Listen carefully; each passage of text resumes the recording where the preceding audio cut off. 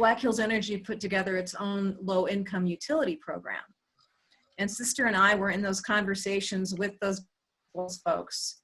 And they didn't listen to our recommendations because what we really wanted to see was money for at-risk populations, such as the disabled and the elderly. And that still has not happened. And we know in Pueblo that the disabled sometimes pay more for an electric bill than they do for their rent. It's really just heartbreaking. And you walk into some of these homes, if you've been into a home that hasn't had electricity for months, it's horrifying.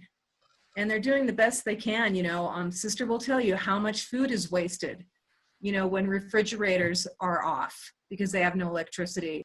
And it's a real hardship and a burden. Not to mention kids not being able to do homework at night, have access to internet, you name it. The effects are just horrible. Sister? The issues here, we have a high poverty level in our city, which hasn't been really taken into consideration. And I always felt that the powers that be within our city didn't really want to hear about the poor. We had a hard time getting traction with any of them.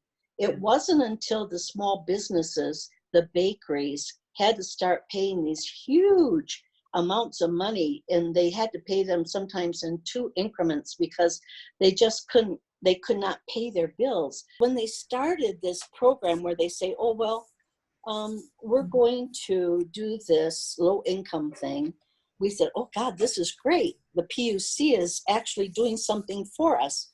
Well, we found out that they were charging us to pay for the program that they were told they had to do for our low income people.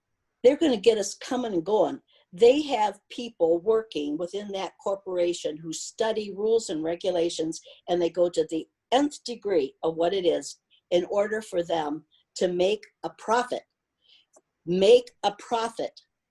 Make a profit.